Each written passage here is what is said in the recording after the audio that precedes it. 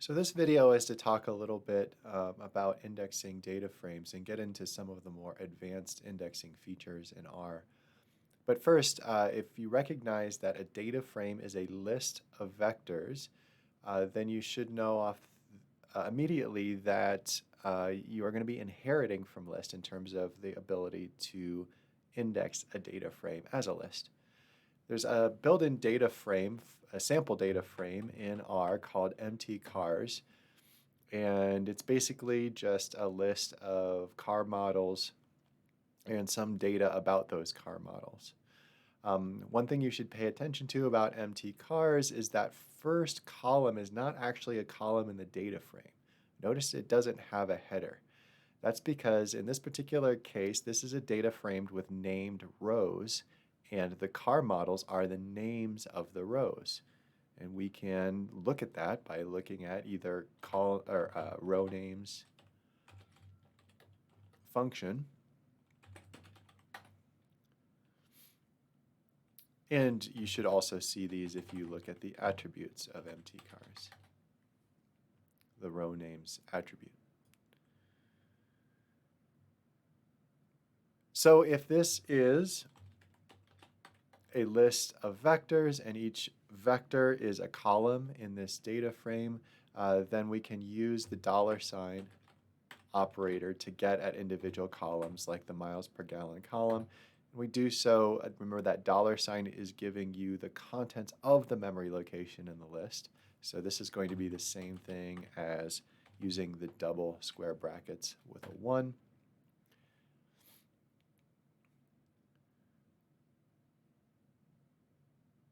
And if we wanted to get more than one column from the data frame, we could also do single square brackets with however many columns we want. Say we want the first 3 columns. That will let us grab the first 3 columns of the data frame. So remember, a data frame is a list. So all of the characteristics of indexing a list are inherited by the indexing of data frames. Now, in terms of advanced indexing, a lot of this you can accomplish by using the matrix style of indexing for a data frame. And this starts with this idea that you can use a blank index for a matrix to get all the rows or all of the columns. And the same applies to a data frame. So if we go back to take a look at mtcars again, that's the whole data frame. Let's say we just want to get a few rows of this data frame. Let's say the first 5 rows.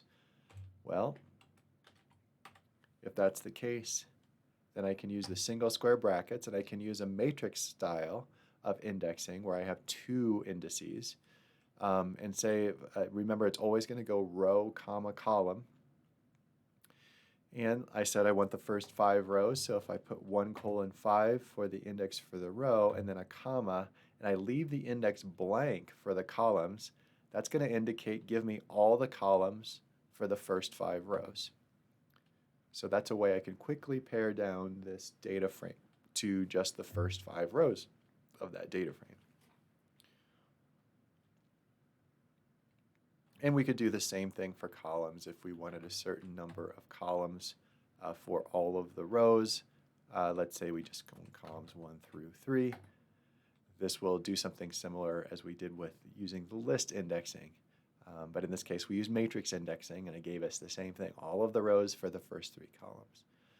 So there are lots and lots of ways to index a data frame to get what you want, which is both powerful and confusing. So once you have that basic skill with matrix indexing, you can use several of the tools that will return integer or logical values and then use those as indexes to do very powerful things with data frames with just one line of code. For example, you can use indices that are generated by logical comparators that are creating a vector of logical values to index the rows. This will give you a way to filter out particular rows based on values that are in the columns of the data frame. For example, let's say we wanted to pare down this data frame and only look at the cars with a miles per gallon that's above 20. We can do that with one line of code. First thing we should do is learn how to use the comparator. So I can say I want to create a vector of values based on the MPG column of this data frame. So I'll do mtcars $MPG, and I say I want all the values in that column that are greater than 20. So let's see what this returns using this logical comparator operator. Well, it returns a vector, and the vector is the same length as the vector values represented by mtcars $MPG, and it's going to have a true in the value if the value is greater than 20, and it will have a false if it's less than or equal to 20. So once I have this vector, I can use this vector of logical values as an index for the rows of this whole data frame. So if I do mtcars, square bracket, and for the rows, I want mtcars $MPG greater than 20, and let's say I just want all of the columns for those rows. I can use that vector of logical values that's returned by that comparison operator as the indices for the rows. And that will filter out just the rows for cars that have a mile per gallon greater than 20. And in the same comment, I could also pare down to certain columns to say, well, I really only care about the MPG and the cylinders. And I can pare it down to those columns too. And again, I can pare that all down with just one line of code, being creative with how I generate the indices. So this is a pretty powerful feature of R, but it's also pretty confusing because there are so many ways to index things, and then you might be writing functions that return things in these indices. So seeing all of this in one line of code can be pretty confusing until you've had some practice with this. Okay, so that's using logical comparators. There are also several functions that return vectors of indices that make it very useful to do other things, like perhaps you want to sort a data frame. Well, the order function is useful because I can say or I can do order function called on mtcars $MPG. And what that's going to return is a vector of numbers that represent the indices in the order of which one's the highest value to which one is the lowest value. I'm sorry, you got that backwards. Which one is the lowest value to which one is the highest value. I think it sorts by ascending value by default. So the index number 15 is the lowest value, and the index number 20 is the highest value. So if I use that as an index, I'm just going to hit the up arrow to bring that back and put this as the index for the rows in my data frame. Now I have the data frame, but the rows are sorted according to the miles per gallon in ascending order. From 10.4 for the lowest, the Cadillac Fleetwood, up to 33.9 miles per gallon for the highest for the Toyota Corolla. So again, just using creative indexing lets me sort. In a single line of code, lets me sort a data frame by a value in one of the columns. One more example is using the grep or grepl functions. Now what grep stands for, I think, is get by regular expression. And it's that comes from the old days of Unix. It's a function that you could call from a Unix prompt. And what it does is give you the ability to use a regular expression to search within strings for particular values. Now, writing regular expressions, that's a language in and of itself. We're not going to get extensively into that. But simple regular expressions for just saying, does this string exist anywhere in this column? That's a pretty simple regular expression to write because it's just the string you're looking for. So I'm going to use that as an example. So let's say that we want to narrow this data frame down to just the Mercury vehicles. which means I want to just include the vehicles with a name that includes capital MERC, or Merc. So if you look at that first column, remember that is a vector of names.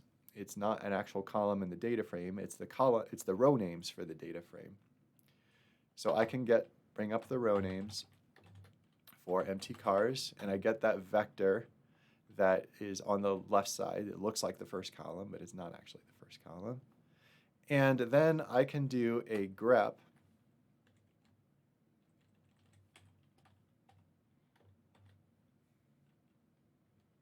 on row names. And what I need to give it first is the pattern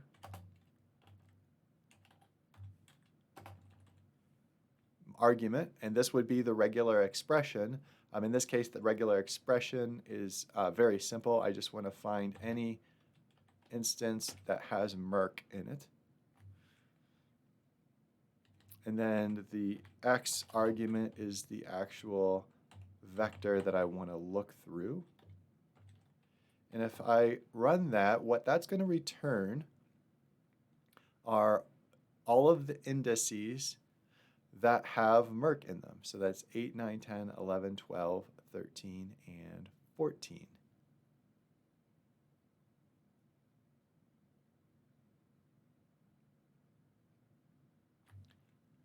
I can do the same thing with grepl, and it's going to be the same idea, but this is going to return